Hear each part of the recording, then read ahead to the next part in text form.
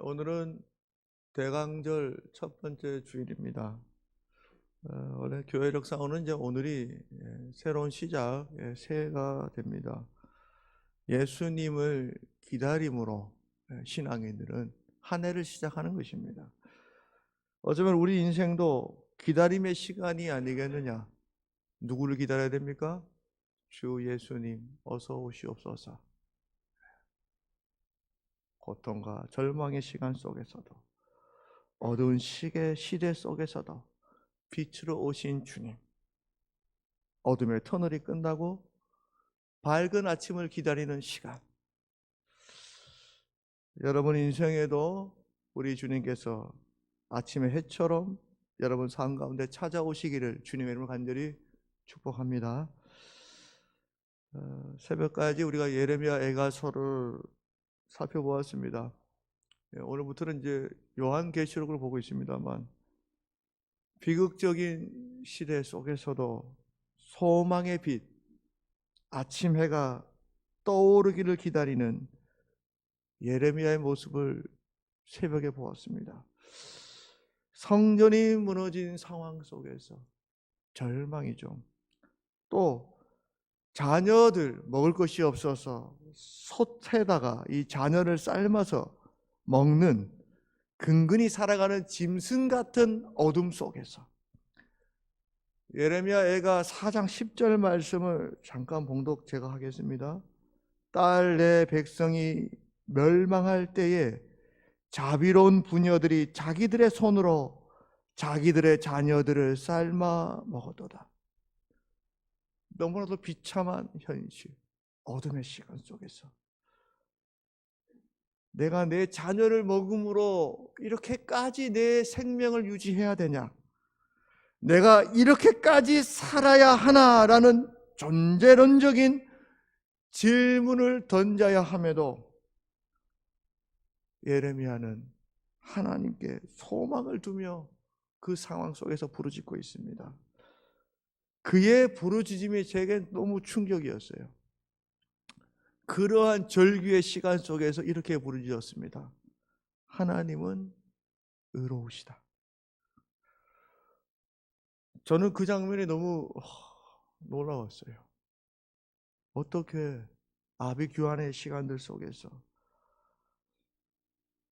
하나님은 의로우시다 고백할 수 있을까? 유대인 600만 명이 가스실에서 죽어갈 때 하나님은 의로우시다라고 외칠 수 있는가? 독일 나치의 총에 맞아 죽임을 당하는 순간에도 하나님은 의로우시다. 여러분의 삶, 그 절망의 한복판에서 하나님은 의로우시다. 이렇게 외치는 신앙인의 모습을 보는 것입니다. 예레미야 애가 1장 17절 18절에는 하나님은 의로우시다, 여호와는 의로우시다라고 외치는 그의 모습이 묘사되어져 있습니다. 제가 봉독하겠습니다. 시온이 두 손을 폈으나, 기도하는 장면이죠. 그를 위로할 자가 없도다. 여호와께서 야곱의 사방에 있는 자들에게 명령하여, 하나님 백성들 사방에 있는 사람들에게 명령합니다. 어떻게 명령하느냐? 야곱의 대적들이 되게 하셨으니 너희는 야곱의 대적이 되거라. 내가 시온이 하나님께 두 손 들며 기도하는 그 상황에서도 하나님께서는 야곱의 주변에 있는 자들에게 대적이 되라. 저놈치는 대적이 되라. 예루살렘은 그들 가운데 있는 불결한 자가 되었도다. 절망의 시간이죠. 하나님께서 시키셨다. 나를 치고 있는 저 사람들 하나님이 시키셨다. 나를 위로할 자가 아무도 없다. 이 상황에서 이렇게 이어서 말합니다. 여호와는 의로우시도다. 불결한 자 같은 입장에서도 어떻게 저 사람들이 대적들이 됐습니까? 하나님이 시켜서. 이 상황에서, 내 머리로 도저히 이해되지 않는 상황에서 여호와는 의로우시다. 선지자는 그렇게 외쳤습니다. 여러분, 이 신앙인의 외침의 깊이를 이해하시겠습니까? 예레미야 선지자의 마음을 이해하시겠습니까? 이 보통이 아니죠. 이거는 하나님을 향한 기도의 출발점은 이해할 수 없는 상황 속에서도 하나님을 전적으로 신뢰하는 믿음에 있다는 것이죠. 해초리를 맞는 그 순간에서도 불의가 아니라 하나님은 의로우시다 선포하는 것입니다. 불합리하고 절망스러운 상황 속에서도 자신의 잣대로 내가 감히 하나님의 뜻을 예단하지 않겠다. 왜 나에게 이런 절망을 주십니까? 하나님 정말 살아계십니까? 정말 의로우십니까? 아닙니다. 어찌 내가 하나님의 그 큰 뜻을 예단할 수 있으리요? 오히려 그 속에서도 하나님을 바라보고 하나님의 신실하심을 믿고 붙잡고 있는 것입니다. 하나님이 나를 치시고 나를 버리셔도 하나님을 향한 그 사랑을 하나님 나에게서 멈추게 할 수는 없습니다.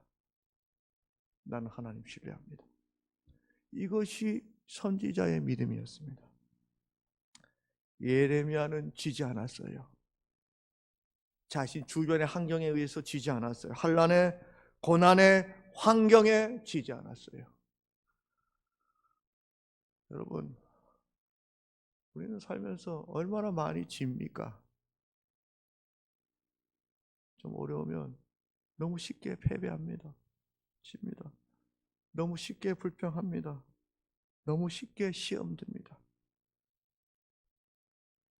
너무 쉽게 시험 듭니다. 반면 예수님은요, 어찌하여 나를 버리셨나이까 라고 절규하시면서도 버림받는 심정의 그 상황 속에서도 끝까지 하나님을 신뢰합니다. 그리고 십자가의 고난을 끝까지 완수하며 다 이겨내는 장면을 보게 됩니다. 믿음이 뭡니까? 이해의 차원인가요? 내 머리에? 믿음은 이해를 넘어서는 것입니다.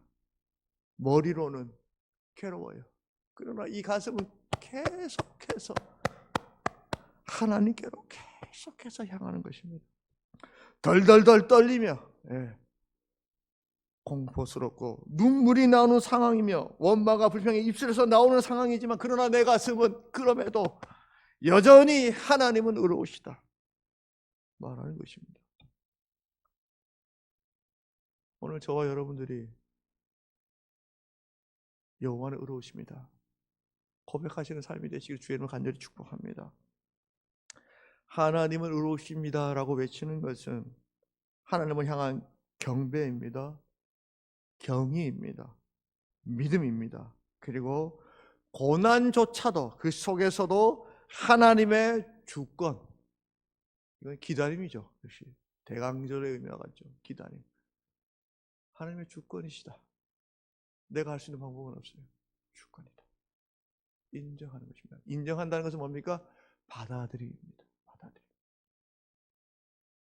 하나님의 주권이니까 받아들입니다. 받아들이는 사람은 하나님의 의로우시다라고 외칠 수 있는 것이죠.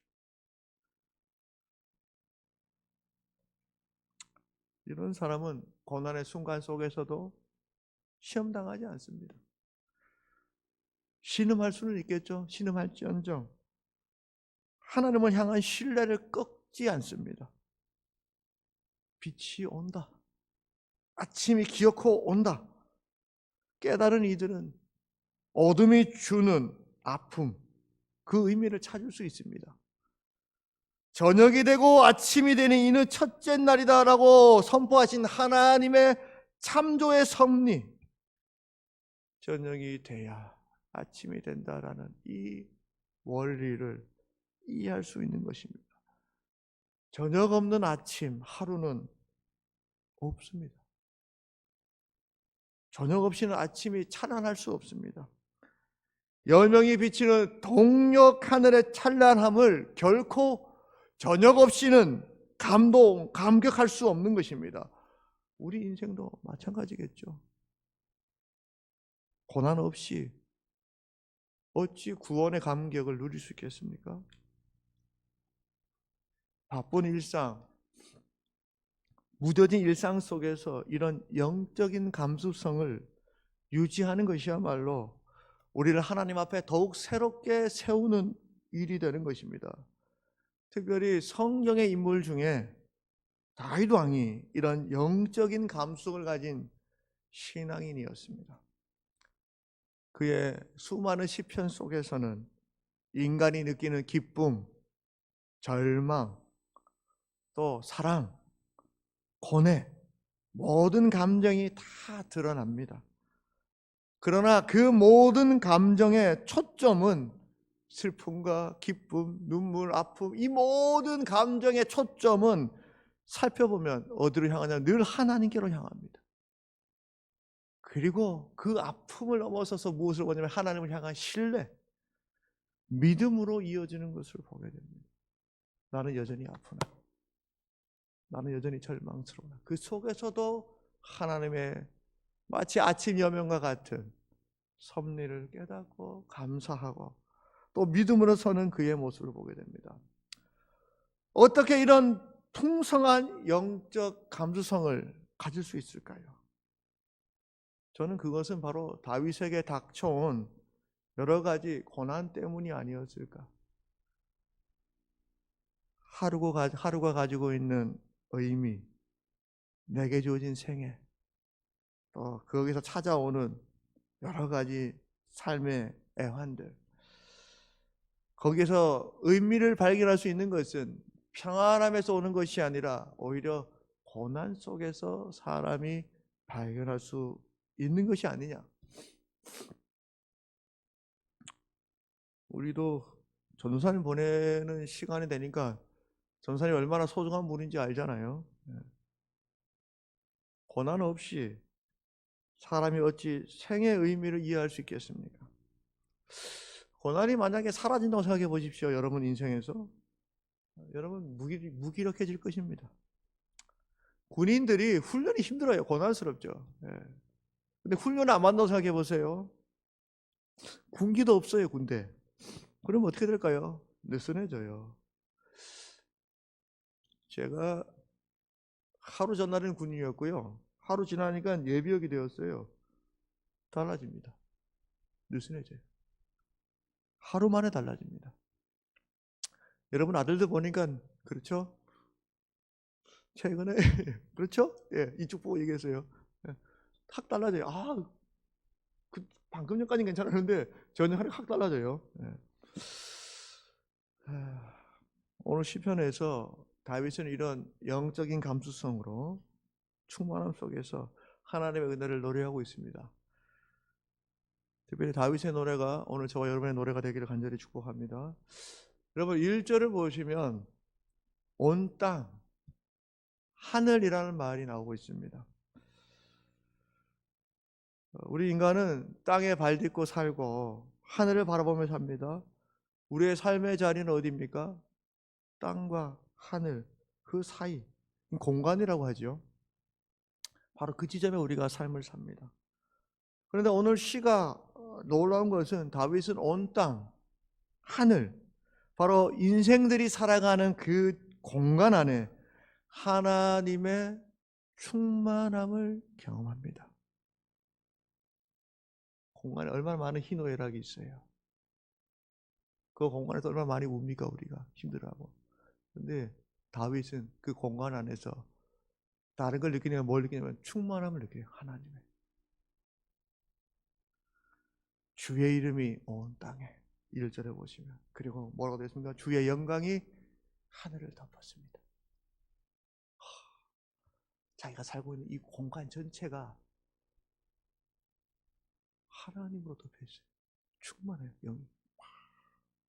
여러분 어떻게 이런 시를 쓸까요? 자신의 삶에 가득히 지금 하나님을 경험하고 있어요.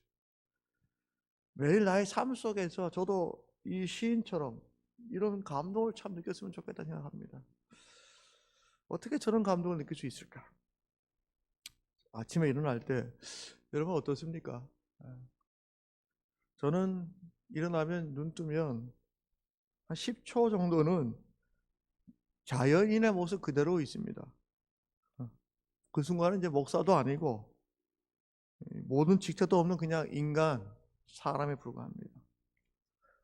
주섬주섬 안경을 찾고 끼고, 저희 집은 난방 텐트가 있어요.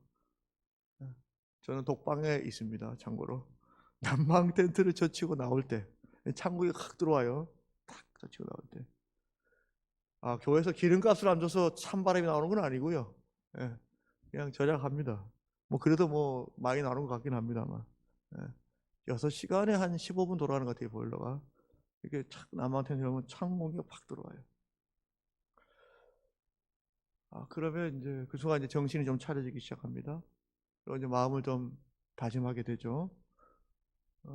왜 다짐하냐면, 찬바람이 불면 원초적인 자연인은 어떻게 하냐면 몸은 좀 움츠러지고 들어가고 싶어요. 내가 목사임을, 새벽 제단을 지켜야 하는 사람임을 그 순간에 상기하게 합니다. 제 육체는 잠을 원하고 제 정신은 기도를 원합니다. 매일 새벽마다 육체와의 싸움이 저는 더욱 저를 건전하게 만든다 생각합니다. 이 싸움이 끊임없이 나를 건강하게 만든다. 백신의 원리가 뭡니까? 싸우게 하는 게 이 원리입니다. 네. 네. 힘오는 이제 병균을 사람 몸에 주입하는 것이죠. 그래서 우리 몸이 얘랑 싸우게 합니다. 싸움을 통해서 자신을 건강하게 만드는 것이죠. 이런 싸움을 하는 것조차 만약 피한다면 그 사람은 영적으로 충만하기 어렵습니다. 적 없는 사람은 그래요. 느슨해지고 예민함은 둔감함으로 바뀝니다. 훈련받지 않는 군사와 같이 되어버립니다.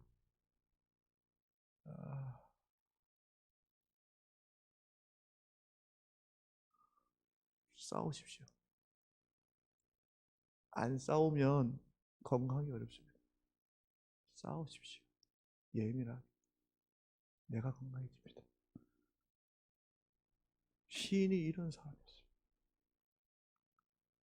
이런 싸움을 한 사람일수록 예민함으로 하나님의 충만함을 느낄 수가 있어요.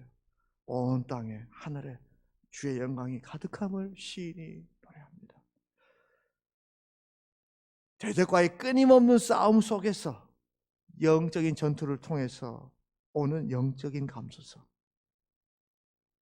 이거 없이요 이런 시가 안 나와요. 평안한 삶 속에서는 이런 시가 안 나와요. 이런 영적인 싸움을 계속하지 않은 사람은 이렇게 세상을 볼 수가 없어요. 여러분 이런 충만함을 갖고 싶은데 영적인 싸움은 여러분의 자리에서 했느냐고 묻는 것이죠. 피하기 바쁘잖아요. 싸우지도 않고 스톱하잖아요. 싸우셔야 돼요. 계속 내 육체와 내 정신, 내 영혼이 싸워야 돼요. 그래서 하루 이기고 이틀 이기고 3일 이길 때마다 내가 단련되는 것이죠. 계속 더 민감해지는 것이고, 싸움에 승리할 때마다 하나님의 충만하심을 더 깊이 느낄 수가 있는 것이에요. 내일 한 30명 나올까 봐 벌써 걱정돼요. 새벽에. 자, 믿음대로 될지어다. 아멘 하신 분들은 다 오실지어다. 자, 이어서는 웃기만 하시고 아멘 안 하시네. 2절 보세요. 적이 없는 상황이 아닙니다, 여러분. 1절에 이 선언 이후에 적에 나오잖아요. 주의 대적으로 말미암아. 여러분, 영적인 싸움하는 사람요, 은혜가 충만하잖아요. 대적에 대한 개념이 달라져요. 어느 대적이라고 말합니까? 주의 대적이라고 고백하고 있어요. 나와 싸우는 이 대적이 내 대적이 아니야. 충만하면 주의 대적이 돼요. 이거 너무 은혜 아닙니까? 주의 대적이다. 이 말은 무슨 말입니까? 주님이 누구 편이라고 지금 자기가 믿고 있어요? 내 편. 충만. 나와 함께하고 있음을 느끼니까 주의 대적으로 말. 우리 감히 여러분 삶에 질고 어려움이 있죠. 충만한 사람 어떻게 됩니까? 이 문제는 내 문제가 아니야. 누구의 문제면 주의 문제, 주의 대적이야. 문제 끝이지 그러면. 걱정될 게 뭐가 있어요? 주의 대적이라고 표현하고 있어요. 또 이어서 뭐라고 하냐면 어린아이들과 젖먹이들 나옵니다. 대적과 어린아이 젖먹이. 대적이라는 표현에 이 강함이 느껴지죠. 하나님의 영광이 없는 자들입니다. 네. 영광을 인정하지 않아요. 대적이라는 말씀에 이들의 포악함과 강력함이 느껴집니다. 반면에 여기에 섰는 마주대한 사람들이냐면 어린아이입니다. 젖먹이. 여기서 말하는 이 시인이 말하는 어린아이와 젖먹이는 누굴까요? 자기. 얼마나 자기를 지금 낮추고 있는지를 보세요. 나는 어린아이입니다. 하나님 앞에. 젖먹입니다. 여러분, 이거 다윗이 얼마나 용맹한 사람입니까? 하나님 앞에. 나는 어린아이 젖먹입니다. 내 힘 아니죠. 하나님이. 그가 이래 고백합니다. 여기는 온전히 찬양만 있어요. 자기 드러나는 거 없어요. 뭐라고 합니까? 어린아이들과 젖먹이들의 입으로 무엇을 세웠다고 말합니까? 권능. 누구의 권능입니까? 주의 권능을 세우십니다.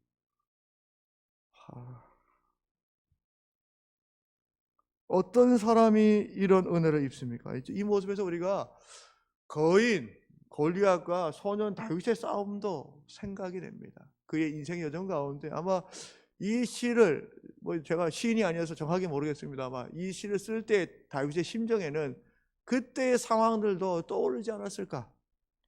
젖먹이 같은 나를 쓰신 하나님. 그거 믿음으로 하나님의 도움을 바라며 나갔더니 한 방에 보내잖아요. 그냥. 하나님의 도움을 바라는 나는 아무것도 아닌 어린아이, 젖먹이라고 말하는 겸손함. 바로 이러한 신앙의 자세를 가진 사람들, 하나님을 바라보는 신앙인들이죠. 이런 신앙인들은 운전을 시작할 때도, 아침에 눈을 뜰 때에도, 하루를 시작할 때 매 순간순간마다 어린아이와 젖먹이라면 부모의 도움을 바라는 것입니다. 어떤 애들이 부모의 도움이 필요 없을까요? 다 큰 아들. 어떤 사람이 보면 부모의 도움을 충만하게 받습니까? 어린아이들, 젖먹이들. 여러분 하나님이 도와주기를 원하죠. 여러분 다 컸잖아요. 그래서 이거 해줘 저거 해줘 안 하잖아요. 그러니 당연히 못 받죠. 어린아이처럼. 하나님을 갈망하는 사람이 하나님의 은혜를 당연히 누리는 것이죠. 주의 대적들, 원수들, 보복자들을 이 어린아이와 젖먹이를 통해서 잠잠하게 합니다. 왜 잠잠합니까? 사람이 어떨 때 잠잠하나요, 여러분? 패배할 때, 억울할 때, 좋은 일 있을 때, 슬플 때 아닙니다. 저는 사람이 입을 다물고 잠잠할 때는 부끄러울 때가 아니겠느냐 생각하게 됩니다. 젖먹이 어린아이와 싸워서 졌으니 얼마나 부끄럽겠어요. 가늠한 여인 돌로 치려고 할 때 예수님께서 뭐라고 말씀하니까 죄 없는 자가 먼저 돌로 쳐라.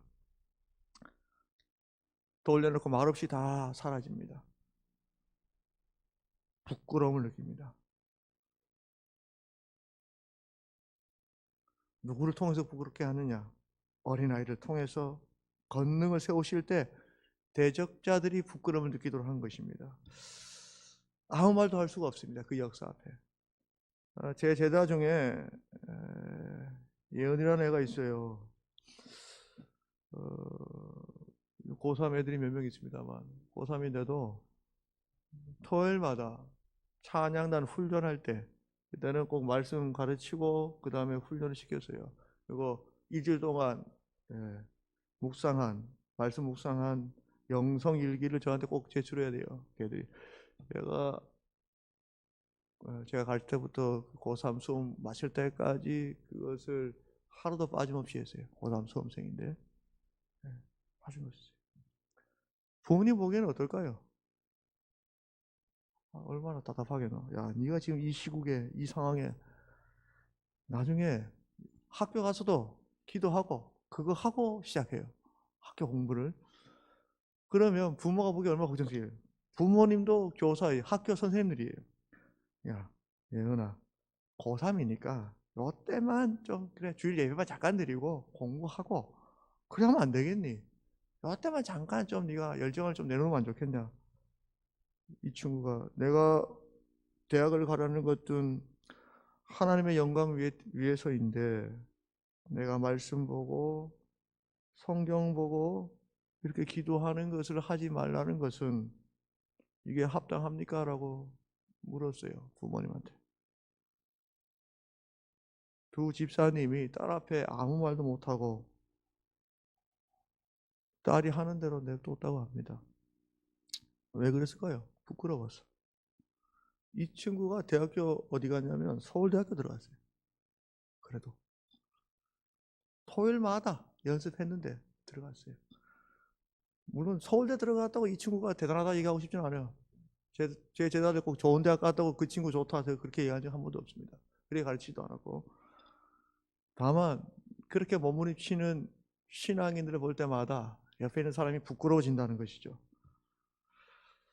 오늘 이 시대에 참 많은 사람들이 기독교에 대해서 이렇게 저렇게 말합니다. 대적들이. 그 대적들의 입술을 잠잠하게 하는 방법은 뭐냐면 어린 아이들과 젖먹이들의 입으로 잠잠하게 했다 말합니다. 권능을 세우며.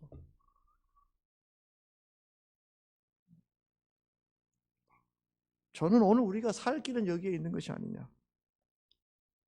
권능을 어떻게 세우냐, 주의 권능을. 내가 어린아이가 되고 젖먹이가 될 때 가장 낮은 자 겸손한 자로 주의 도움을 매 순간순간마다 내 일상 속에서 간절히 바라보며 살아갈 때 그때 가능하다. 그때 세상이 우리에게 잠잠한다.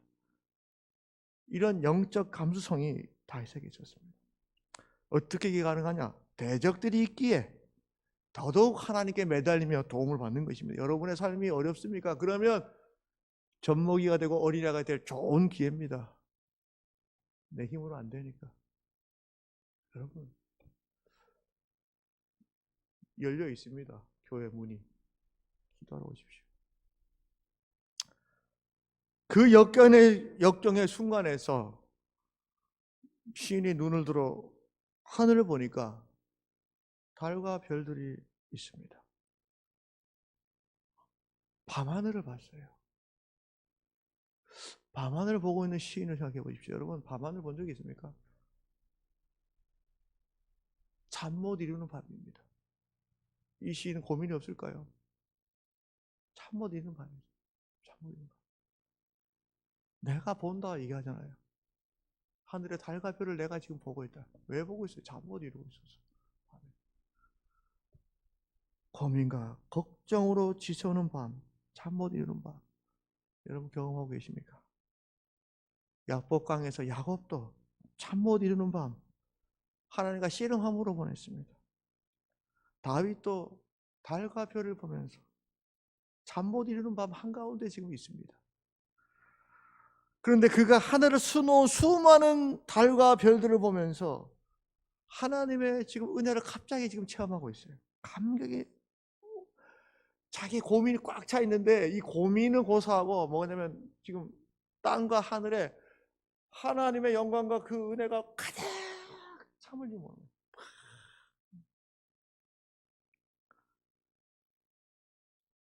밤하늘을 볼 때 세상은 어두우나 그 가운데 반짝반짝 빛나는 강명체를 보고 있는 것입니다.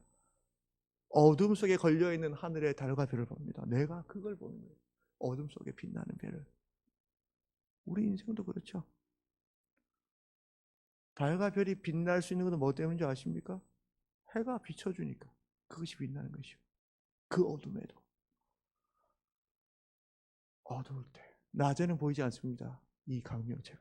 그러나 달과 별은 밤에 더욱 빛납니다. 어두워지면 어두울수록 더 찬란하게 그 빛을 내는 것입니다. 이것은 어쩌면 예레미야가 어둠 속에 있는 야곱이 결단하며 씨름할 때, 또 다윗이 자신의 삶의 역경 속에서, 잠 못 이룬 밤 속에서 경험하고 있는 것입니다. 어둠 속에서도 나를 비치시는 그분, 그 은혜가 지금 내 안에서 지금 빛나는 것이다. 밤하늘에 나를 빛나게 하고 계시는 하나님, 어둠에 잠식당하지 않고 묻히지 않고 나를 세우시고 비추시는 그 하나님을 달과 별을 보면서 깨닫는 것입니다. 이런 생각에 이르자 그는 달과 별들이 새롭게 느껴집니다. 주의 손가락으로 만드셨구나. 만드셨는데 태고에 만드신 저 달과 별이 오늘 내가 보도록 베푸셨구나. 나를 위해서 이미 태고 때부터 준비하셔서 지금 이 시간 내가 밤하늘을 잠 못 이루는 밤 속에서 밤하늘을 볼 때 내가 저 빛을 보도록 하셨구나. 그래서 베풀어 두셨다. 온전히 나를 위해서 베풀어 두셨구나. 세상의 모든 것들이 그가 이제 자각한 것입니다. 깨달은 것입니다. 다 주의 베풀어 두신 은혜구나. 내가 보도록. 이게 놀랍지 않습니까? 과연 하나님이 베풀지 않으면 저 달과 별들조차도 우리는 볼 수가 없는 것입니다. 하나님께서는 매일 저녁마다 칠흑같이 어두운 밤하늘에 잠 못 이루는 바로 나를 위해서 달과 별들을 하늘 위에 세워 놓으셨습니다. 오늘 밤에 우리 다 같이 천문대 위에서 함께 밤하늘의 별을 보는 것은 어떨까요? 아마 밤하늘을 볼 때에 하나님께서 이렇게 말씀하지 않으실까?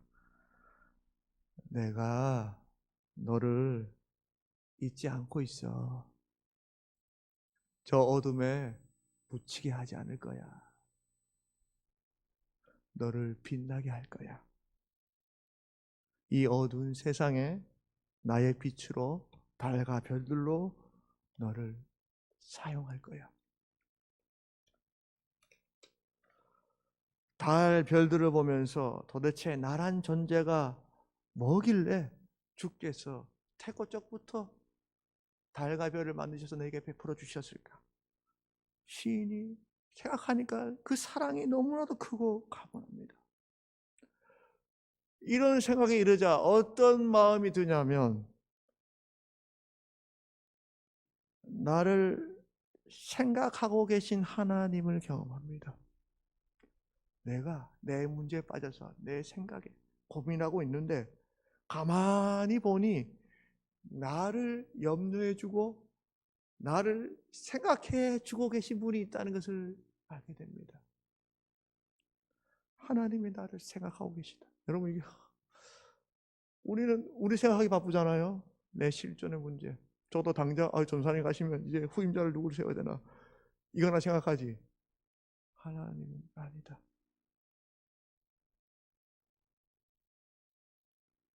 하나님은 여러분을 생각해요. 그 시간에도. 젖먹이와 어린아이라고 얘기하죠. 부모가 밥도 못 먹어요. 왜 그럴까요? 어린아이와 젖먹이 생각한다고. 얘는 몰라요. 그런데 어느 순간에 알게 되는 거예요. 아, 나를 생각하고 계시고 돌보시는 분이 있다. 그것을 생각하자 자신이 경험하고 있는 모든 고민과 아픔이 아무것도 아니고 오로지 찬양할 것밖에 없는 은혜를 경험합니다. 그래서 어찌 그리 아름답습니까? 라고 고백하며 찬양을 올리는 다윗의 모습을 보게 됩니다. 여러분도 아마 이해할 수 없는 고민들, 아픔들이 있습니다. 또 살다 보면 절망의 시간도 있겠죠. 그러나 오늘 시인처럼 어린아이와 젖먹이가 되셔서 하나님이 여러분을 생각하고 있고 돌보시고 있는 은혜를 직접적으로 체험하시는 저와 여러분들이 되시기를 주의 이름으로 간절히 축복합니다. 11세기 영성가 성시몬이라는 분이 하신 말씀, 하나님에 대한 지식에 대해서 이런 말씀을 하셨습니다. 제가 좀 인용해서 읽어드리도록 하겠습니다. 이렇게 말했어요. 하나님에 대한 지식에 대해서. 우리가 하나님을 안다는 것은 마치 한밤에 희미한 촛불을 들고 해변에 서서 끝없는 바다를 바라보는 것과 비슷하다. 당신은 이 사람이 얼마나 많이 볼 수 있다고 생각하는가? 그는 자기 앞에 바다가 있다는 것, 이 바다가 거대하다는 것, 자기가 바다를 단번에 모두 볼 수 없다는 것을 알고 있다. 하나님에 대한 지식도 이와 마찬가지다.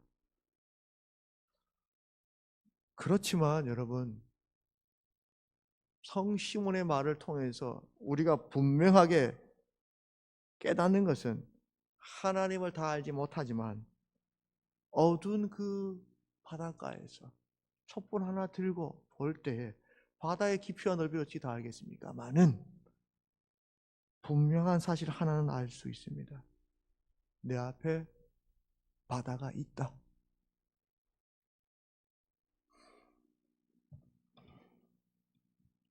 칠흑같이 어두운 시간 속에서도 믿음으로 빗줄기 하나 들고 앞에 설 때 바다가 거대하게 앞에 있다.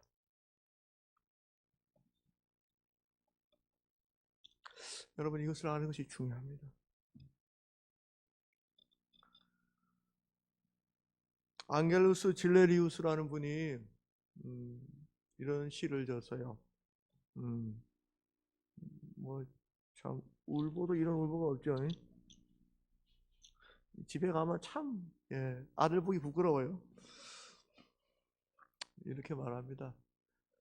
장미는 왜냐는 물음 없이 장미입니다.